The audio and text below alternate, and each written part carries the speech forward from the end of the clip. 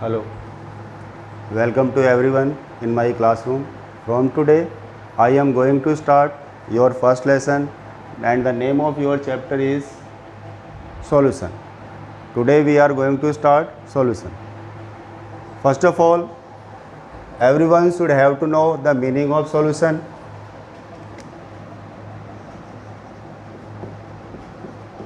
Solution. It is an homogeneous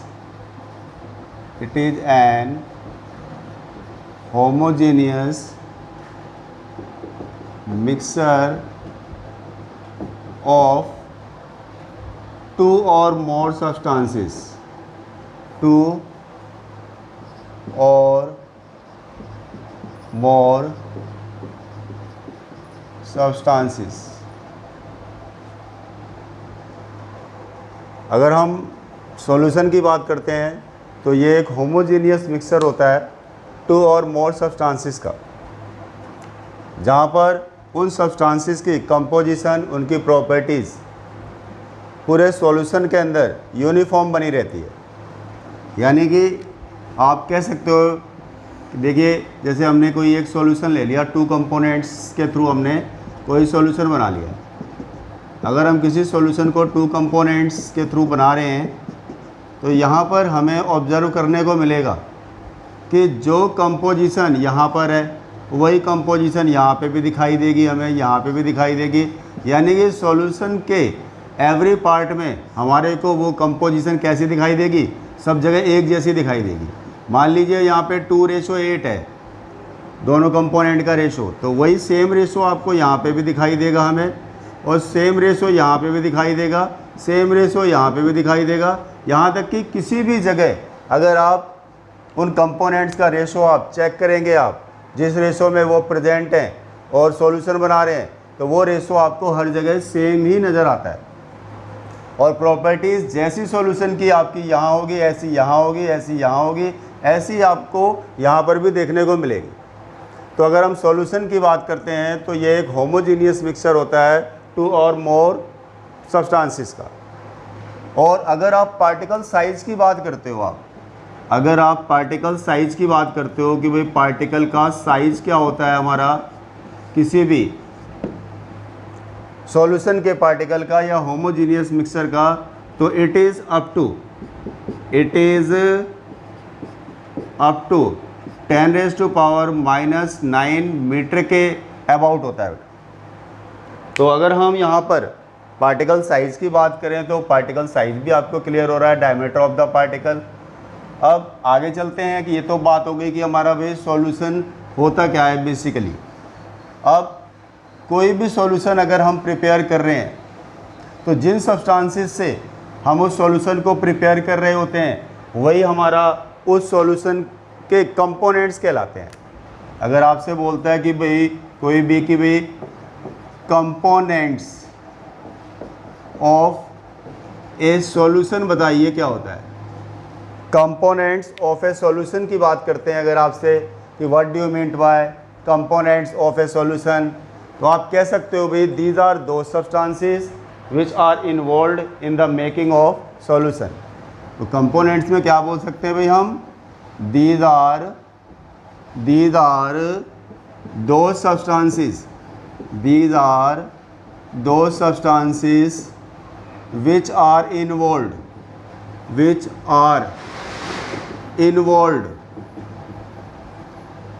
in the formation of a solution। किसी भी solution को बनाने में जिन कंपोनेंट्स को आप यूज़ कर रहे हो, आप वही कंपोनेंट्स क्या कहलाते हैं, हमारे सॉल्यूशन कहलाते हैं। जैसे आपने मान लीजिए कि इथाइल अल्कोहल को और वाटर को आपस में मिक्स करके सॉल्यूशन बनाया हुआ है, तो इथाइल और वाटर क्या हो गए भाई, सॉल्यूशन के कंपोनेंट हो गए।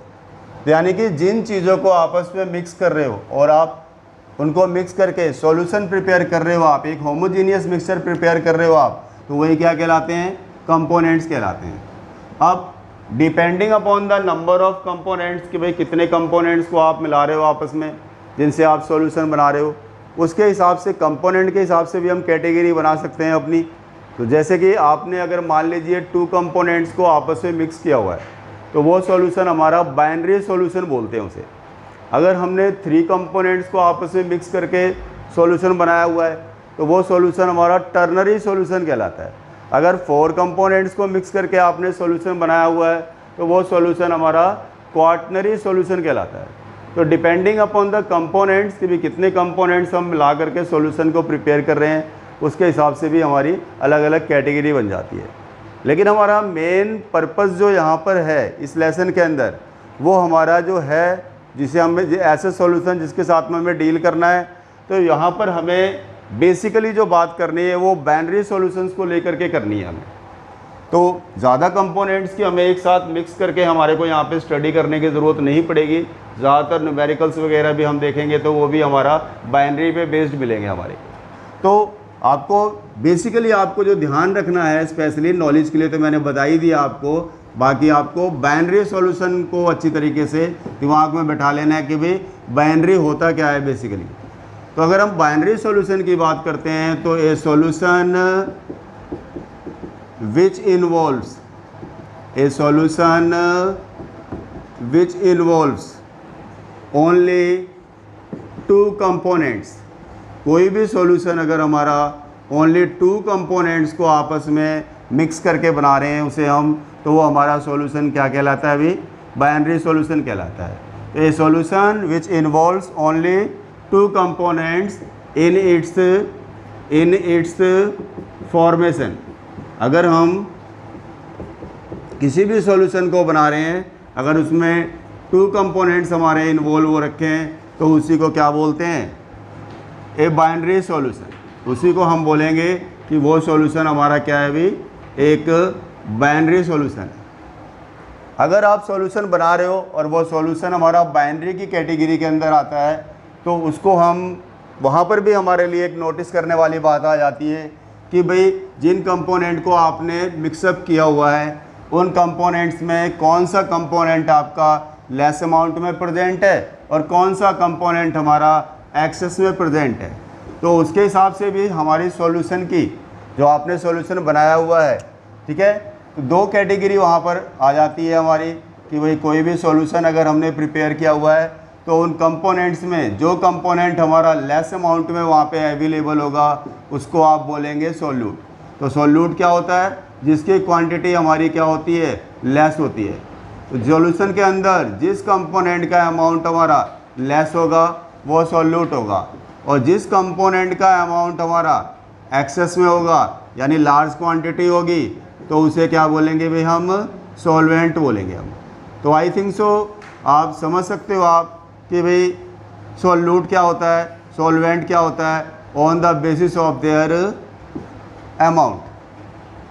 तो सॉल्यूशन में बाइनरी सॉल्यूशन की जब बात कर रहे हैं आपसे, तो उन कंपोनेंट्स में से जिस कंपोनेंट का अमाउंट लेस नज़र आएगा हमारे को, तो वो क्या होगा? सॉल्यूट होगा। और जिस कंपोनेंट का अमाउंट हमें एक्सेस में नज़र आएगा, वो क्या होगा? हमारा सॉल्वेंट होगा। लेट अस सपोज हम बात करते हैं आपसे कि हमारा 4 ग्राम है NaOH है, इन 4 ग्राम ऑफ NaOH है इन 80 gram of water, 80 gram of water. तो यहाँ पर क्या हो गया? जो 4 ग्राम जो NaOH है, 4 ग्राम जो NaOH है, ये क्या हो गया हमारा भाई? सॉल्यूट हो गया, क्योंकि यहाँ पे इसी की क्वांटिटी आपकी लेस है। और 80 ग्राम ऑफ वाटर जो कि एक्सेस में है, तो इसी को क्या बोलेंगे यहाँ पर? ये हमारा एक सॉल्वेंट हो गया। तो यानी कि आप उनकी क्वांटिटी के बेस पर आप आसानी से बता सकते हो कि भाई कौन सा वाला सॉल्यूट है और कौन सा वाला सॉल्वेंट है। और न्यूमेरिकल में अगर आप लैंग्वेज को पढ़ते हो, आप कोई न्यूमेरिकल आपको गिवन है, उसमें बता रहे हैं कि भाई कोई भी सॉल्यूट है और कोई भी सॉल्वेंट है, तो आप आसानी से वहाँ पर भी उनको पहचान कर सकते हो। एक तो उनकी क्वांटिटी वाइज, दूसरा आप लैंग्वेज जब पढ़ते हो ना, तो बोलेगा भाई इस सब्सटेंस को हम डिज़ोल्व करा रहे हैं। तो जिस चीज़ को वो डिज़ोल्व कराने की बात करेगा, ऑलवेज क्वांटिटी भी उसी की हमें लेस नज़र आएगी, और उसके डिज़ोल्व कराने वाली बात से ही हमें समझ जाना है कि वो आपसे वहीं पर ही वही सॉल्यूट है हमारा। और जिस मीडियम में आप उसे डालने की बात कर रहे होगे आप, वो मीडियम हमारा एक्सेस अमाउंट में भी होगा, और जिसके अंदर डिसोल्यूशन होता है कभी भी किसी भी सब्सटेंस का, तो मीडियम जिसके अंदर डिसोल्यूशन हो रहा होता है वो हमारा क्या होता है, सॉल्वेंट होता है। तो आप इस तरीके से सॉल्यूट और सॉल्वेंट की बात भी कर सकते हो आप। तो डेफिनेशन आप सभी को पता चल रहा होगा कि भाई सॉल्यूट क्या होता है। तो आप क्या बोल सकते हैं भाई सॉल्यूट क्या होता है, अगर इसकी लैंग्वेज बना के लिखना चाहें हम तो क्या बोलेंगे भाई सॉल्यूट क्या होता है। तो देखिए सॉल्यूट क्या होता है, नोट कर लेते हैं लैंग्वेज। तो सॉल्यूट का मतलब होता है, जैसा मैंने बताया आपको, कि एक component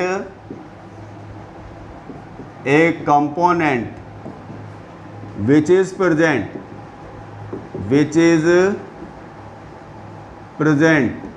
in less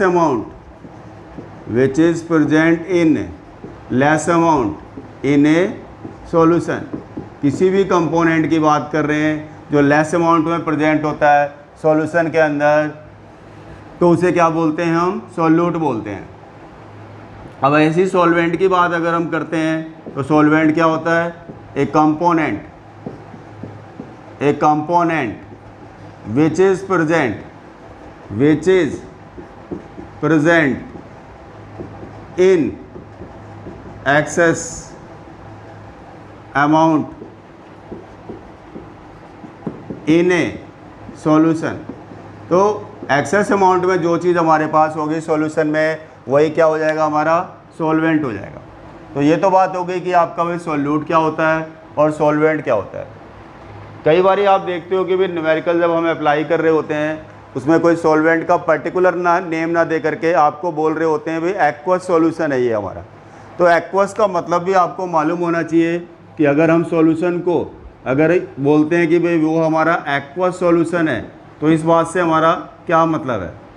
aqueous solution का मतलब होता है कि ए solution in which solvent is water, A solution in which solvent is water, जिसका सॉल्वेंट क्या हो, वाटर हो। एक्वा का मतलब ही क्या होता है, एक्वा का मतलब वाटर होता है। तो एक्वा का मतलब जैसे वाटर होता है, तो हमारे को सॉल्यूशन क्या बोल रहे हैं, एक्वस सॉल्यूशन। इस एक्वस से मतलब है हमारा सॉल्यूशन के मीडियम से, यानी मीडियम जिसका क्या है, जिसके अंदर डिसोल्यूशन करा रहे हैं किसी भी सब्सटेंस का, वो हमारा किस फॉर्म में है जी, वाटर की फॉर्म में है। तो यानी कि जिस किसी भी सॉल्यूशन के अंदर जो हमारा जो सॉल्वेंट होता है, अगर वो वाटर होगा तो आप क्या बोलेंगे कि वो सॉल्यूशन हमारा क्या है भाई, एक एक्वस सॉल्यूशन है। ऐसे सॉल्यूशन को हम क्या बोलते हैं भाई, हम एक एक्वस सॉल्यूशन बोलते हैं। और इसके अपोजिट यही हमारा नॉन एक्वस आ जाता है कि अगर आपसे बोलते हैं कि भाई हमें नॉन एक्वस सॉल्यूशन के बारे में बताइए कि भाई नॉन एक्वस सॉल्यूशन फिर किसको बोलेंगे हम। तो नॉन एक्वस यानी कि जिसके अंदर एक्वा ना हो, जिसके अंदर वाटर ना हो, तो आप क्या बोल सकते हैं भाई, ए solution in which solvent is, A solution in which solvent is, आप बोल सकते हैं भाई not water, A solution in which solvent is not water. It may be any organic solvent, it may be any organic solvent। और organic solvent में कुछ भी हो सकता है, जैसे कि benzene, like benzene, chloroform, carbon tetrachloride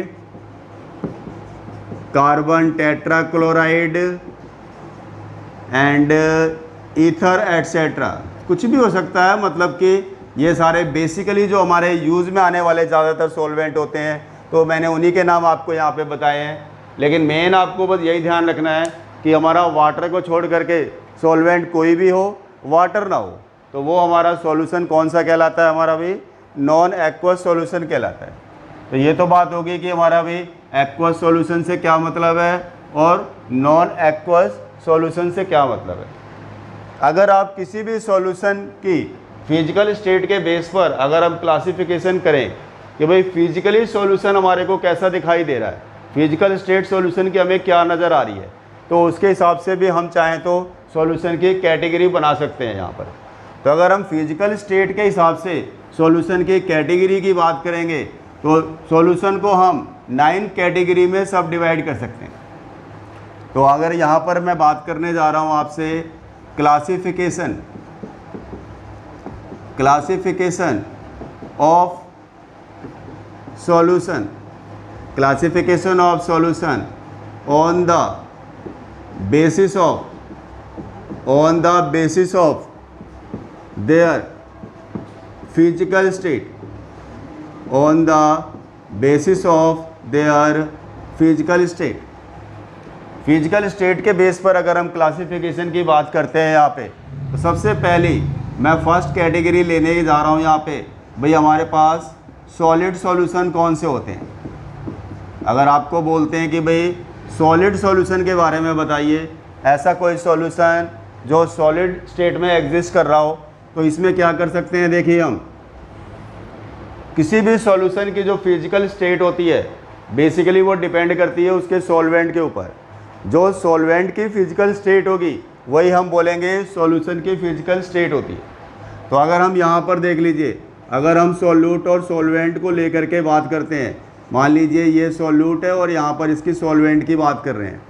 अब इसमें हम जो बात कर रहे हैं आपसे फर्स्ट, सेकेंड और थर्ड 3 कैटेगरी बन जाती है अगर हम सॉलिड सॉल्यूशन की बात करते हैं।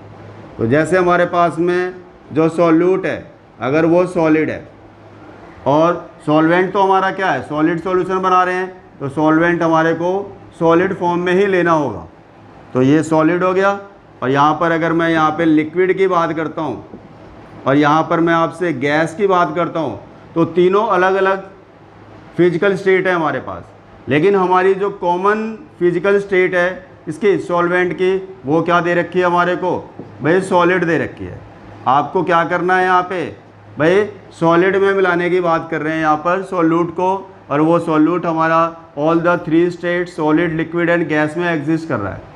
तो इनके हिसाब से इनके जो एग्जाम्पल्स हो सकते हैं हमारे, अगर सॉलिड को सॉलिड में मिलाएं तो क्या बन जाता है हमारे पास में, एक एलॉय बन जाता है हमारा। क्या बन जाता है हमारा, एक एलॉय बन जाता है। तो आप कुछ भी बोल सकते हो, जैसे कि एग्जांपल के तौर पे मैंने ब्रास को ले लिया, ठीक है जी, ब्रास को ले लिया, तो इसमें क्या होता है हमारा, एक जिंक होता है प्लस इसमें कॉपर मिक्स होता है। तो इसे क्या बोलते हैं बेटा, हम ब्रास बोलते हैं। तो ये तो बात हो गई कि भाई ब्रास क्या होता है, ये आपका सॉलिड और सॉलिड को मिक्स करने के बन रहा है और अपने आप में क्या एक एलॉय है। अब देखिए जैसे लिक्विड को सॉलिड में मिलाने की बात कर रहे हैं, लिक्विड को सॉलिड में मिलाने की बात कर रहे हैं, तो इसमें आप कोई सा भी आप हाइड्रेटेड सॉल्ट ले सकते हो। आप हाइड्रेटेड सॉल्ट ले लिया हमने, जैसे कि आप बहुत फेमस सॉल्ट आपने पढ़ा होगा कि मोर सॉल्ट के बारे में, आपने मोर सॉल्ट के बारे में पढ़ा होगा कि मोर सॉल्ट क्या होता है। तो एक्चुअली में ये एक डबल सॉल्ट होता है और ये इसको हम हाइड्रेटेड फॉर्म में यहाँ पे दिखाने जा रहे हैं आपको। इसका जो फॉर्मूला होता है FeSO4 NH4 की ट्वाइस SO4 इनटू में 6H2O। आप देख रहे हो ये वाटर, इसके साथ में हमने 6 मोल दिखा रखे हैं, तो इसी से पता चल रहा है कि ये कौन सी फॉर्म है, इसकी हाइड्रेटेड फॉर्म है। बेसिकली हमारे को ये किस फॉर्म में दिखाई देता है, वहाँ पर सॉल्यूशन में हम बोलेंगे कि भाई ये सॉलिड फॉर्म में वहाँ पे नज़र आ रहा है हमारे को। तो फिजिकल स्टेट सॉलिड है लेकिन हाइड्रेटेड है ये। तो इसके बाद हमारी थर्ड कैटेगरी आ जाती है गैस इन सॉलिड। आप किसी गैस को सॉलिड के लिए आपने दिखाना है यहाँ पे, तो आप बोल सकते हो यहाँ पे, अगर हम गैस की बात करते हैं तो H2 इन पैलेडियम। पैलेडियम हमारा क्या है, सॉलिड सब्सटेंस है जो गैस को क्या कर रहा है, अपने सरफेस के ऊपर वहाँ पर उसे ले रहा है। तो इस तरीके से हमारे पास हमारा गैस इन सॉलिड का एग्जाम्पल भी यहाँ पर बन जाता है। तो आपने देखा इन सभी केस में हमने जो बात करी है बेसिकली सॉलिड सॉल्यूशन को लेकर के बात करी है। तो फर्स्ट कैटेगरी के अंदर हमारा सॉलिड सॉल्यूशन आ जाता है। इसमें हमने 3 डिफरेंट कंडीशंस को लेकर के बात करी है। तो 3 टाइप के सॉल्यूशंस तो आप कह सकते हो सॉलिड सॉल्यूशन के केस में बन जाते हैं हमारे पास में। अगर यही सॉल्यूशन हमारा अगर आप चाहते हो कि भाई लिक्विड फॉर्म में हो, यानी कि अब हमें क्या करना है, एक लिक्विड सॉल्यूशन को प्रिपेयर करना है। ऐसा कोई सॉल्यूशन जो किस फॉर्म में एग्जिस्ट करता है, लिक्विड फॉर्म में एग्जिस्ट करता है। तो हम यहाँ पर क्या बात करने जा रहे हैं आपसे भाई, एक लिक्विड सॉल्यूशन की बात करने जा रहे हैं। अब क्या होता है लिक्विड सॉल्यूशन, तो जैसा कि आपको मैंने बताया कि अगर किसी भी सॉल्यूशन की फिजिकल स्टेट की बात करें तो वो किस पे डिपेंड करता है, उसके सॉल्वेंट पे डिपेंड करता है। जो सॉल्वेंट की फिजिकल स्टेट होगी हम बोलेंगे वही हमारी क्या है, एक सॉल्यूशन की फिजिकल स्टेट है। तो यहाँ पर भी हमने उसी तरीके से बात करनी है जैसे मैंने आपसे सॉलिड सॉल्यूशन के लिए बात करी थी। तो यहाँ पर हमारे पास देखिए, फर्स्ट मैं लेके चल रहा हूँ एज इट इज़, जो हमारा जो सॉल्यूट है, हमारा फर्स्ट जो हमारा जो सॉल्यूट है जिसे मैं लेके चल रहा हूँ, तो उसमें आपका मैंने क्या ले लिया भाई, सॉलिड ले लिया। सेकंड में मैंने क्या कर दिया, लिक्विड फॉर्म में ले लिया। और थर्ड मैंने क्या लिया, मैंने गैस को ले लिया। तो यानी कि सॉल्यूट की मैं तीनों डिफरेंट स्टेट्स है वो मैं यहाँ पे लेके चल रहा हूँ। और मैंने जो सॉल्वेंट लेना है, तो क्योंकि मैं लिक्विड सॉल्यूशन बनाना चाहता हूँ तो मेरा सॉल्वेंट क्या होना चाहिए, आपका एक लिक्विड ही होना चाहिए। तो मैं यहाँ पर लिक्विड को लेकर के बात कर रहा हूँ, इसीलिए आपसे सॉल्वेंट जो मीडियम है मेरा वो क्या है, लिक्विड है। क्योंकि मेरा जो सॉल्यूशन है जो मैं प्रिपेयर करना चाहता हूँ, वो कौन सा सॉल्यूशन प्रिपेयर करना चाहता हूँ भाई, लिक्विड फॉर्म में सॉल्यूशन को प्रिपेयर करना चाहता हूँ मैं। तो सॉलिड को लिक्विड में डाल रहे हैं, सॉलिड को लिक्विड में डाल रहे हैं। जैसे आप NaCl है, इन वाटर डाल दो आप, ग्लूकोज है वाटर में डाल दो आप, तो वहाँ पर जो सॉल्यूशन बनेगा वो कौन सा भाई, NaCl अपने आइडेंटिटी को लूज़ कर देगा और किसकी आइडेंटिटी को वो एक्सेप्ट कर लेता है, वही वाटर की। तो यानी कि सॉल्यूशन हमारा क्या हो गया, बोलेंगे लिक्विड फॉर्म में हो गया। अब लिक्विड को लिक्विड में मिलाने की बात कर रहे हैं, तो आप इथाइल अल्कोहल है जैसे हमारे पास में आपका इथाइल अल्कोहल है। इथाइल अल्कोहल क्या है, इसे वाटर में मिला दो आप, ठीक है ना बेटा। जैसा कि आप देखते हो ड्रिंक्स वगैरह पीते हैं लोग बाग, तो क्या करते हैं उसमें हम इथेनॉल को ही पीने की बात कर रहे होते हैं वहाँ पे, इसे वाटर में मिक्स करके लोग बाग ड्रिंक करते हैं। तो इथेनॉल और वाटर का मिक्सर क्या हो गया, ये भी अपने आप में ही एक लिक्विड सॉल्यूशन है। अगर मैं अब फाइनली गैस की बात करता हूँ भाई, gas in liquid, gas in liquid, तो आप कह सकते हो यहाँ पर CO2 इन कोल्ड ड्रिंक्स। भाई कोल्ड ड्रिंक्स के अंदर क्या होती है, कोल्ड ड्रिंक्स के अंदर क्या होती है, CO2 होती है। और आप कह सकते हो O2 इन वाटर, ऑक्सीजन भी क्या होता है, वाटर में डिजोल्व होती है। तो ये दोनों के दोनों एग्जाम्पल ही हम डाल सकते हैं किसके अंदर, गैस इन लिक्विड के अंदर। तो इसी के साथ ही हमारी लिक्विड सॉल्यूशन की अगर हम बात करते हैं तो यहाँ पर भी इसकी 3 कैटेगरी हो जाती है। 3 कैटेगरी मैंने आपको सॉलिड सॉल्यूशन में बताई है, अभी आपको 3 कैटेगरी मैंने लिक्विड सॉल्यूशन में बताई है। तो इस हिसाब से आपके पास 6 कैटेगरीज के सॉल्यूशन हमारे हो गए हैं। अब हमारे पास लास्ट एंड फाइनल कैटेगरी बच जाती है हमारी, वो होती है हमारी थर्ड कैटेगरी, जिसमें मैं गैसियस सॉल्यूशन की बात करने जा रहा हूँ आपसे। भाई गैसियस सॉल्यूशन क्या होता है, जैसा कि आपको पता चल ही रहा है कि अब हमने किसकी बात करनी है, गैसियस फॉर्म में सॉल्यूशन की बात करनी है। तो हमारा सॉल्वेंट कैसा होना चाहिए भाई, गैस के फॉर्म में होना चाहिए। तो एक काम करता हूँ मैं इसी में चेंज कर लेता हूँ, हमारा सॉल्यूट तो है ही है, अब मुझे जो सॉल्वेंट लेना है वो क्या लेके चलना है हमारे पास में, भाई हमने एक गैस को लेके चलना है। तो यानी कि यहाँ पर भी गैस है और यहाँ पर भी गैस है और यहाँ पर भी क्या है हमारे पास में, गैस है। तो ये तो बात हो गई आपकी कि भाई सॉल्यूट और सॉल्वेंट की। अब एग्जांपल्स जो बनते हैं इनसे कोई एक आध एग्जांपल भी ले लेते हैं इनका हम। भाई सॉलिड इन गैस, तो इसमें हम बोल सकते हैं iodine vapours, iodine vapours, iodine vapours in air, iodine vapours in air. Air के अंदर कुछ आयोडीन के वेपर्स हमारे अगर आ जाते हैं तो ये हमारा सॉलिड इन गैस का एग्जाम्पल हो गया। अब liquid in gas.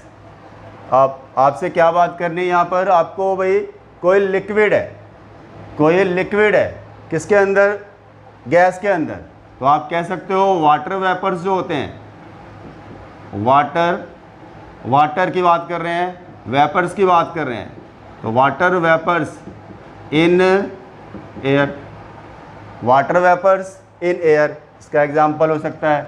Gas in gas की बात करते हैं तो आप एयर की बात ही कर लो आप सीधे सीधे।